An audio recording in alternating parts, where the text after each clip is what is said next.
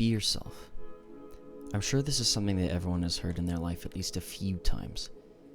Whether it was advice you got when you're going for a job interview, or going and taking that first step into meeting someone that you've been meaning to talk to for a while now. What does it mean? My understanding is that being yourself is to laugh at the things you want to laugh at, talk about the things you find interesting, and do things you want to do simply for the sake of wanting to do them. This can be helpful at times to hear. However, if you are an anxious person or love to overthink, this can seem like a nearly impossible task. For me personally, when I was in elementary, I always felt that I was my authentic self. I mean, I was a kid, so I didn't really have anyone I had to pretend or put on a show for. I felt like people liked me for me. Much like many others, middle school was the start of a very transitional part of my life. I went to a different middle school than any of my friends did that I had in elementary. I met a lot of different kids and made a lot of different kinds of friends.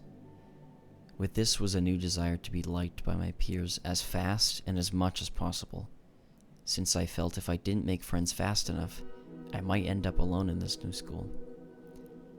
Everybody wants to feel as if they belong and are accepted, so this wasn't an irrational worry or fear by any stretch. And I did end up making friends pretty fast, which was nice. Generally speaking, I was in a good place socially when it came to school, and it was like this for about a year and a half. This all changed with the beginning of COVID.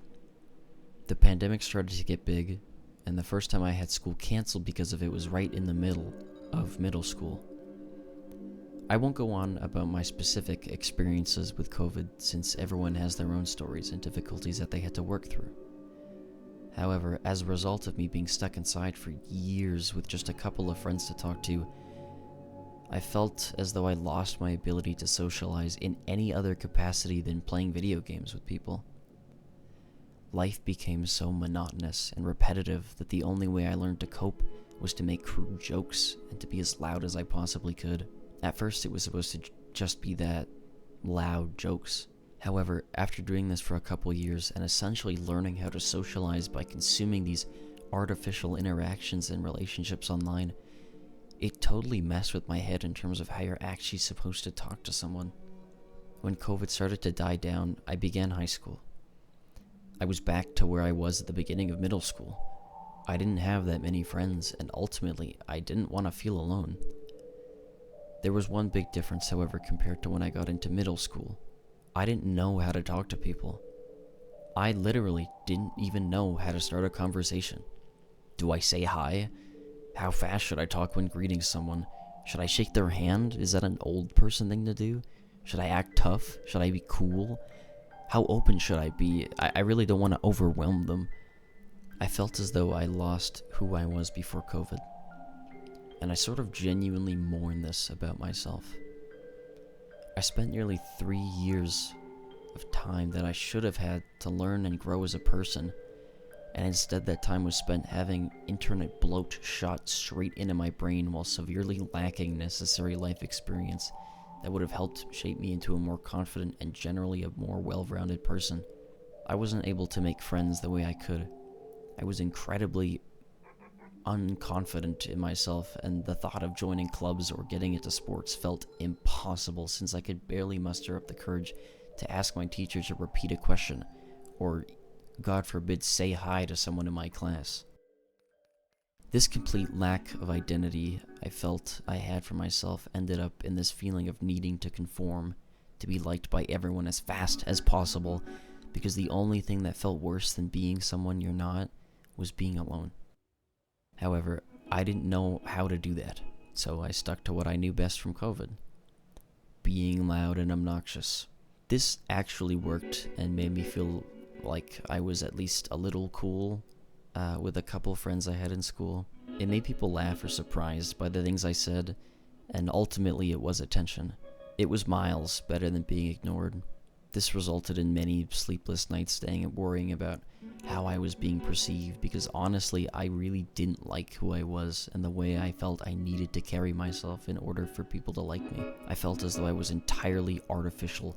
It was a pretty brutal feeling that haunted half of high school for me. I'm happy to say, though, that this wasn't my entire high school experience.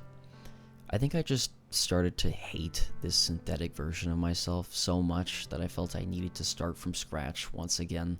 The idea of letting myself be vulnerable, even if just a little bit more, was absolutely terrifying.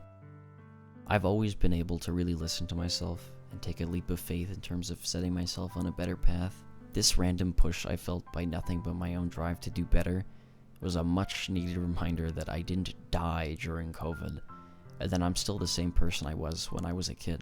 That kid was still nervous about all kinds of things, but he was kind and passionate and just a person learning and living for the first time. I joined a drama class and a film class despite me being terrified, and figured out that people actually did like me when I was just being relaxed or not trying so hard to essentially force people to like me. This helped so much, and I made even more friends and memories that I will cherish regardless of how rough a lot of high school was for me, or felt for me. I'm not saying it wasn't a factor, but I honestly don't think the COVID pandemic was the reason for me feeling the way I did in high school. I think a lot of people feel this way when going into high school. It's just such a different world. And kids are cruel, man. And high school in general can be cruel. But it can also be a great opportunity to grow and learn as a person. If you're in high school right now and are feeling a similar way, or just having a hard time making friends or feeling comfortable with yourself, I hope you know that people are genuinely more worried about themselves than they are with you. So please just try not to overanalyze and overthink everything you do and say. I know it's not that easy, and if you are having a hard time, I recommend you talk to a parent or guardian about it, or even your friends, or a favorite teacher, or, if all else fails, I would say take everything that you're feeling and write it out. Grab a pencil and paper, or open a doc, and just put it all out in front of you. Because even just putting your feelings onto something that isn't just in your head can make you feel so much better, and maybe even help you come up with some ways to combat the things you're feeling. If you're not in high school, there's no time like the present. And a lot of what I said still applies. Thanks so much for listening to my experiences with learning to accept myself.